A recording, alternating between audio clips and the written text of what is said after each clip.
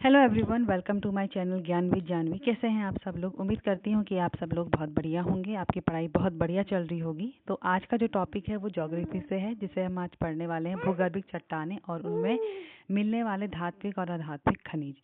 तो ये टॉपिक बहुत इंपॉर्टेंट है और बहुत डिटेल में इसमें बताया गया है। तो चलिए स्टार्ट करते हैं टॉपिक। और अगर आपने मेरे चैनल को सब्सक्राइब नहीं करा है तो चैनल को सब्सक्राइब करिए, वीडियो को लाइक करिए और वीडियो को ज़्यादा से ज़्यादा शेयर करिए। तो चलिए स्टार्ट करते हैं। सबसे पहला पॉइंट देखिए, हम जो पढ़ने वाले हैं भूगर्भिक चट्टानें और उनमें मिलने वाले धात्विक और अधात्विक खनिज, उनके बारे में मैं आपको बताती हूँ। सबसे पहले जो हम पढ़ेंगे, सबसे पहले जो चट्टान का निर्माण हुआ था वो हुआ था आर्कियन। पर चट्टानों की एक लिस्ट देख लेते हैं। सबसे पहले जो चट्टान आई थी वो थी आर्कियन चट्टान।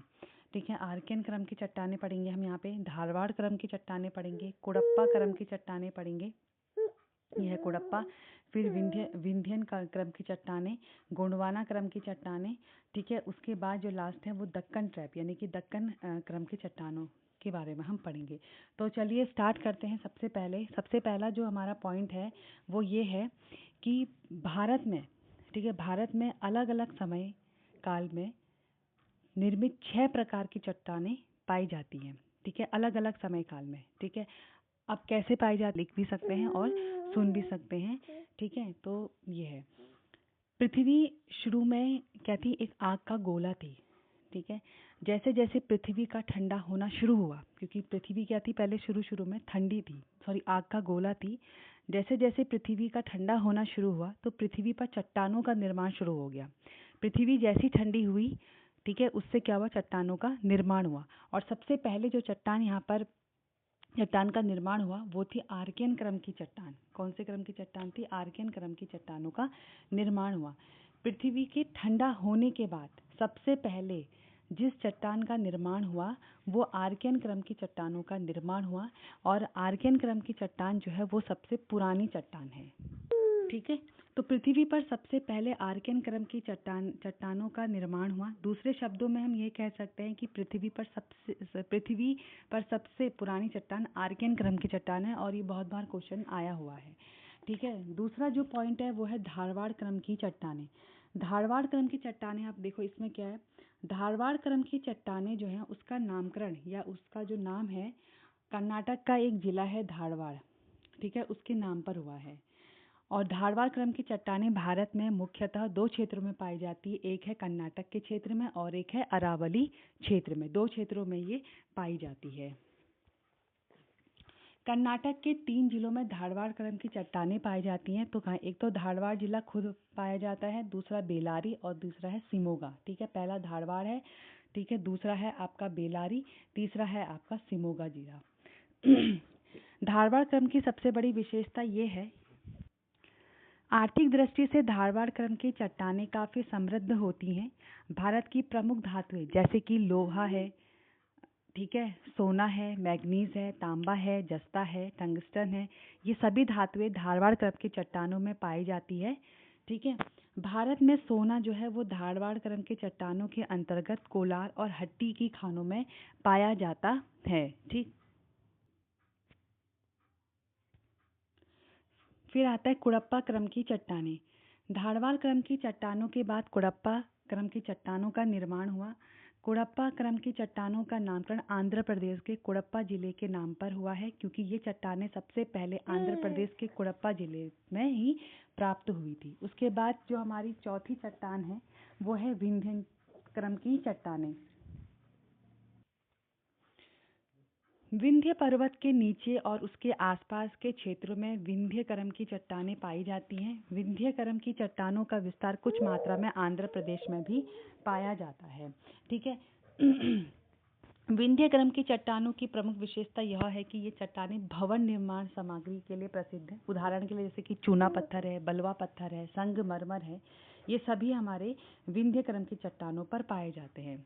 मध्य प्रदेश में पन्ना की खान और आंध्र प्रदेश में गोलकुंडा की खानों से हीरा निकलता है। मध्य प्रदेश में पन्ना की खानें और आंध्र प्रदेश में गोलकुंडा की खानों से हीरा निकलता है। यह खाने क्रम की चट्टानों पर पाए जाते हैं, मध्य प्रदेश में, ठीक है, पाए जाते हैं। उसके बाद आता है गोंडवाना क्रम की चट्टानें। गोंडवाना क्रम की जो चट्टानें हैं उनके बारे में देखते हैं। गोंडवाना क्रम की चट्टानें भारत में प्रमुख रूप से नदी घाटियों में पाई जाती हैं। सबसे मेन पॉइंट है, पूछ सकता है कि कौन सी चट्टान है जो नदी घाटियों में पाई जाती है, वो है गोंडवाना क्रम की चट्टानें। दूसरा पॉइंट है, गोंडवाना क्रम की चट्टानों का विस्तार भारत में प्रमुख रूप से 3 नदी घाटियों में हुआ है। वो कौन कौन सी 3 नदी घाटियाँ? एक है दामोदर नदी घाटी, महानदी घाटी और गोदावरी नदी घाटी। भारत का लगभग 98% कोयला गोंडवाना क्रम की चट्टानों में ही पाया जाता है। कितना? 98% कोयला जो है वो गोंडवाना क्रम की चट्टानों में पाया जाता है। इसका अर्थ है कि भारत में जो कोयला है वो दामोदर नदी घाटी, महानदी घाटी और गोदावरी नदी घाटियों में पाया जाता है। ठीक है, जैसे कि आंध्र प्रदेश में जो सिंगरैली है वहाँ पे कोयला जो पाया जाता है वो गोदावरी नदी की घाटी में पाया जाता है। थलचर कोयला क्षेत्र जो होता है वो उड़ीसा में महानदी घाटी में पाया जाता है। ठीक है, और उड़ीसा स्थित झरिया कोयला क्षेत्र जो है वो दामोदर नदी की घाटियों में पाया जाता है। तो ये बहुत इंपॉर्टेंट पॉइंट है। और सबसे इम्पॉर्टेंट पॉइंट तो ये नदियाँ भी आपको याद करनी है, और किस क्षेत्र में और किस राज्य में कौन कौन किस नाम का कोयला पाया जाता है। जैसे कि सिंगरैली कोयला आंध्र प्रदेश गोदावरी नदी में, तलचर कोयला क्षेत्र उड़ीसा महानदी और तलचर उड़ीसा और तलचर जो क्षेत्र वाला होगा ना, तलचर वाला जो क्षेत्र होगा वो आपका, हाँ ठीक है, ये भी उड़ीसा में ही है। और गोदावरी जो उड़ीसा में झरिया वाला क्षेत्र है वो दामोदर नदी घाटी में पाया जाता है।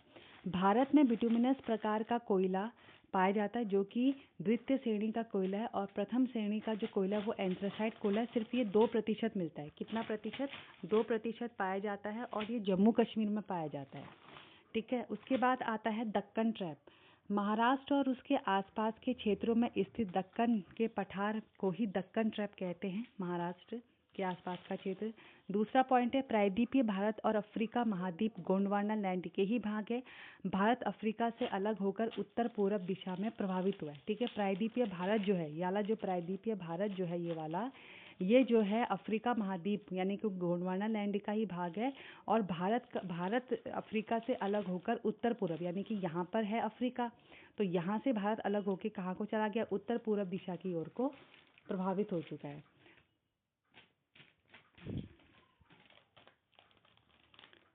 ठीक है, प्रायद्वीपीय भारत में के अफ्रीका महाद्वीप से टूटकर अलग होने के क्रम में भारत के पश्चिमी तट पर लावा का दरारी प्रभाव उत्पन्न हुआ, और दरारों से निकलता हुआ तट पर लावा धरातल पर चारों ओर फैल गया। इसी लावा के ठंडा होकर जम जाने के बाद एक पठार का निर्माण हुआ जिसे हम दक्कन का पठार कहते हैं।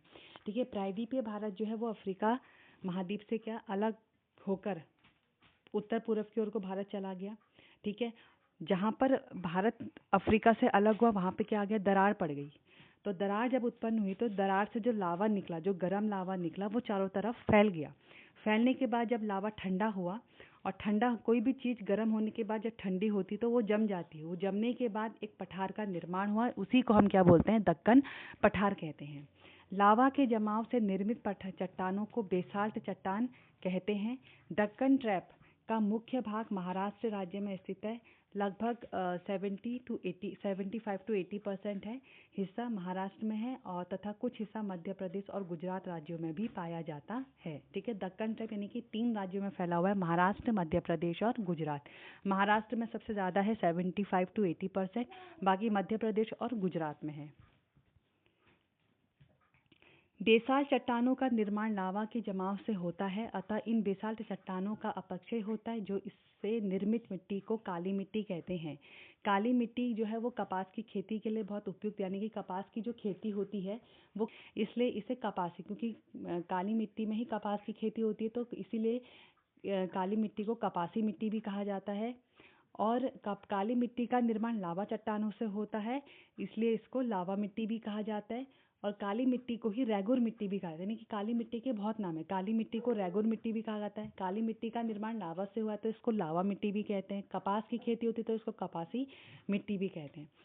तो ये था हमारे चट्टानों से संबंधित आपके पाठ जो कि मैंने बताए, और ये बहुत इम्पॉर्टेंट पार्ट है। ये एग्ज़ाम में बहुत बार पूछा जाता है। आपको सिर्फ इसको एक बार और डिटेल में पढ़ना है, समझना है, और जहाँ पे नहीं आया वहाँ पे प्लीज़ मुझे कमेंट करना है कि आपको कहाँ पे समझ में नहीं आया।